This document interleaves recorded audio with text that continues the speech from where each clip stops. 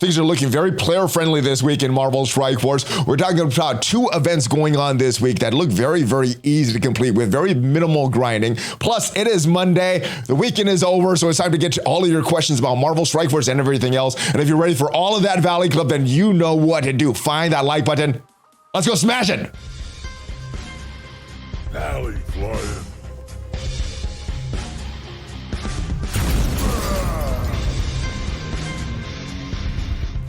Hello, Valley Maniacs. Welcome back to the ValleyFlyin channel. I'm ValleyFlyin. Hope you had a great weekend, and if you celebrated Easter, I hope you had a great Easter. Welcome back to the ValleyFlyin channel, though. We're talking all about Marvel Strike Force. We got these 2 events going on today, or this week in Marvel Strike Force. We're going to talk about what you need to complete these events, and it is Mailbag Monday, so it's time to answer all of your questions from Discord, from the Mailbag. And if you want to get one of your questions featured on these Mailbag videos, make sure you are a member of Discord. The link is down below. And if you want to get more Marvel Strike Force content, hit that subscribe button for more Marvel Strike Force content on this channel. And if you hit that notification bell, YouTube will let you know as soon as a new video goes up.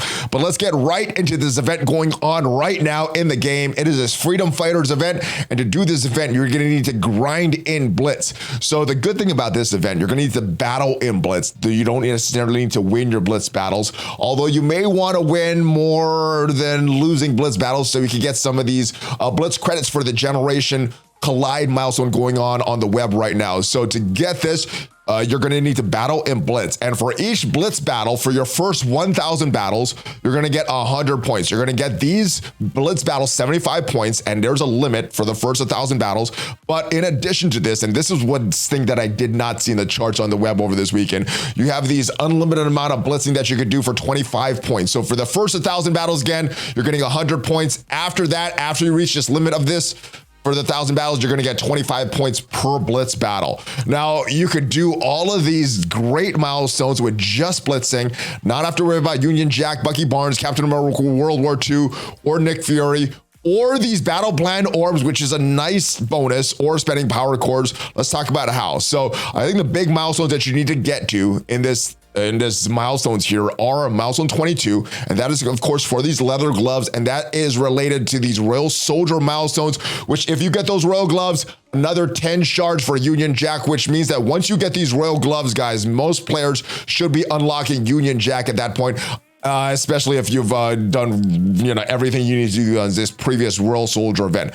Now, after that, this is a good milestone. I think everybody should shoot for this and should get this. If you want to grind a little bit more on Blitz, I think it's very reasonable to get to this milestone here. Milestone 27, 93,000 points. That's where you're going to get 25 additional Union Jack shards. That's in addition to those 30 Union Jack shards you would originally get from these milestones. So that's 55 total in these milestones. And it is possible to get all the way down here if you already started doing your 8 rotations per day, with just these 8 rotations per day, and maybe some of these battle plan orbs, which we don't know fully about yet. We do know we had at least 1 from our free claims. There may be 3 more, but there may be 0 more. So I'm not putting any of those in these calculations here.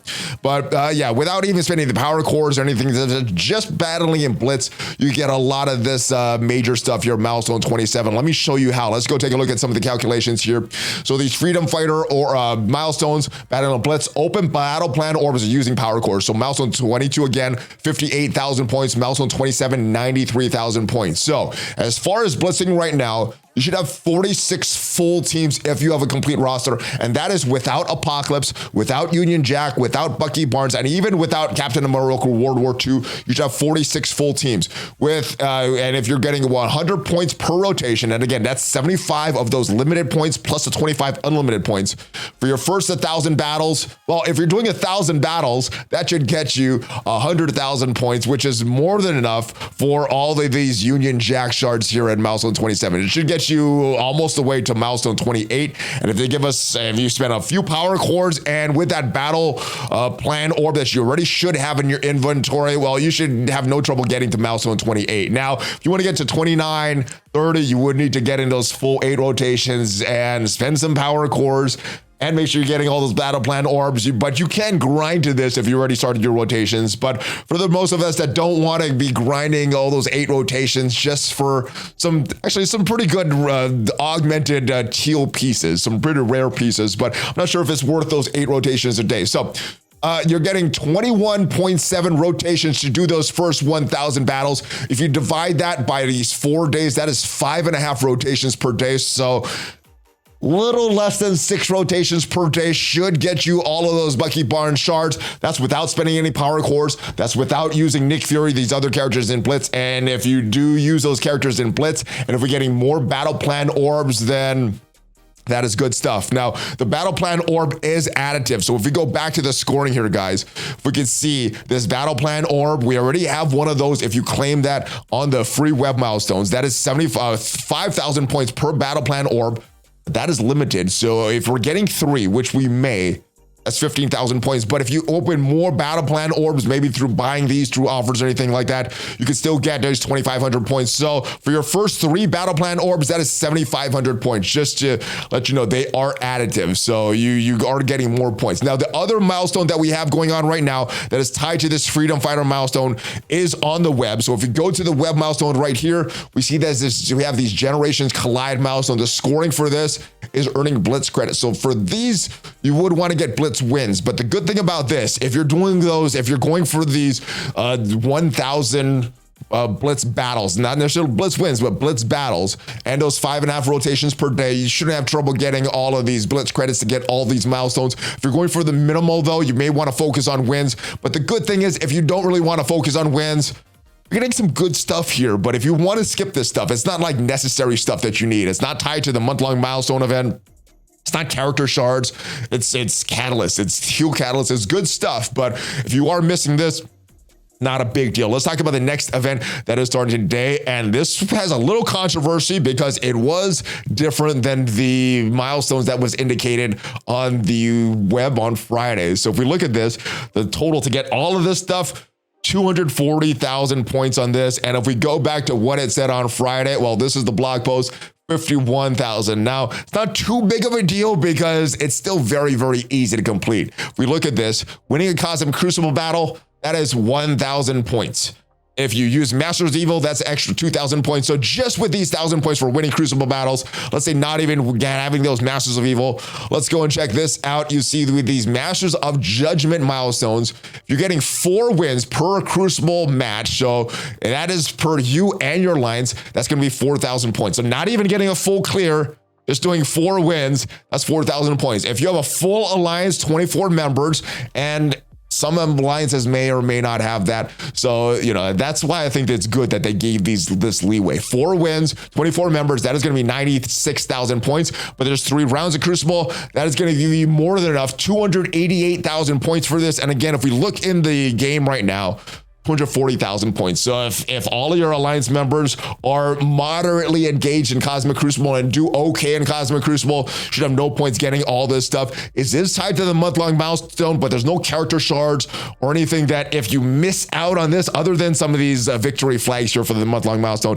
you're not missing out too much. Now, these dark promo credits are very, very good, very, very rare, and you may want to really push on it for this. But again, if you want to push on it, this shouldn't cost you too much as far as your lines. So both of these milestones, very, very easy to complete. Less than 6 rotations per day for some of the good stuff here. And if you're just wanting this minimal thing, it's not that much there. So both of these events, very, very good. That is it. Let me know your thoughts on these events. I do enjoy events. These are nice, but I think the Bucky Barnes later this month or later this week will be pretty grindy. Let's get to your questions from the mailbag, though. Hopefully that helps you with these events. Hey, ValleyFlyin, where do you get these workout shirts, the Marvel ones or DC? Both of these I usually get on Amazon, and there is a link to Amazon coins on there. The link is disabled right now because I think they're switching some of those offers. But if you go to coins.valleyflyin.com, the Amazon coins link is disabled, but it does have a the Amazon affiliate link that if you make any purchases, the store there, it does support the channel. But yeah, all these shirts I get on Amazon. A lot of my compression shirts that I work out and use on our streams, get from Amazon. Just enjoy those. All right, Val, I have a serious but goofy question. Will Scopely being bought by Savvy Games, will it affect this game or not? I'm kind of worried about being a Saudi company and all. Now, I don't, in the short term, I don't think there's going to be any effect on Marvel Strike Force. On the Scopely website, they did say that Scopely is going to remain its own autonomous organization. Now, we'll see how long that lasts if they don't hit all the numbers, but at least their plan as of this point is to make Scopely as its own autonomous organization. Let's go back to this article on Axios and look at some of these highlights here. Saudi Arabia said it would invest $38 billion into the gaming sector. 13 of that is for gaming studios acquired. They just paid almost $5 billion for Scopely, and they paid $1 billion earlier over the past 15 months for another Swedish studio. So that is $6 billion of their $13 billion earmarked for studios.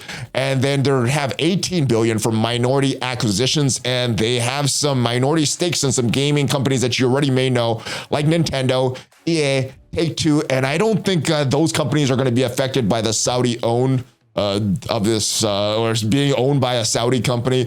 So I don't think Scopely will be affected as well, especially if they want to make money. Now, politics aside, I personally don't like, mixing politics and gaming. And, you may or may not want to continue to choose to support all these gaming studios and gaming developers if they have some ownership by Saudi. For me, it doesn't make too much of a difference, but let me know in the comments. Is this going to affect how you play these games? Is this going to affect some of these games from some of these studios being owned by a Saudi company, or will it not affect you either way? All right, ValleyFlyin, have you seen the new changes made by Scopely in Cosmic Crucible? When you hold the team in Room 5 against Tangled Web and the Eternals, the enemy 9 out of time ability blocks and stuns your Agatha. Makes that fight so hard to one-shot now because Agatha can't get the barrier up. They tweaked it because we found a counter to do it. Now, I've been using a different counter on this team, and pretty much all of my counters involved Weaver and 2099, but this is one that I used recently. Doesn't involve the Eternals, so the good thing about this counter is that you could free up your Eternals for some of their characters, but it does involve the Tangled Web. I like these characters here. The Undying and the Tangled Web, and Emma gets in front of this team here. There's a bunch of others. I a lot of times I end up using Emma and these two, Weaver and 2099, and then the two Eternals. That team works as well. But you do have options. Personally, I don't like that Darkhold team against this Tangled Web team. It does seem like a risky option, but if you want some other options, I think the more straightforward option is to use Tangled on offense instead of putting them on defense. So I hope that helps.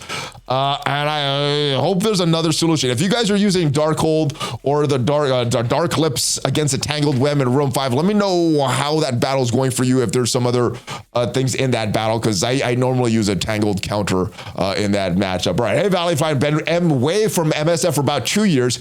Just recently came back right in the time of the 5th anniversary events. I think that was a good time to come back because, man, the game I thought was in a rough spot right before that. But with the compensation that they gave for that bad or that broken event, and then some of the nice events, nice gifts that they gave us for this 5th anniversary, I thought the game was in a better place. Plus that roadmap that we got. Very, very excited about the direction of Marvel Strike Force right now. Now, that is before we got the announcement of that Saudi company. But like I said, I don't think that's going to affect this game one way or the other. I also started watching your videos again, wondering, where is Drew the rumor guy? Man, I've been wanting to have Drew on for a while. He just had no rumors. I've been trying to think of a good way to repurpose Drew to get him back involved in the channel. I haven't thought of anything solid though. But if you guys have any ideas, I do want to bring Drew back.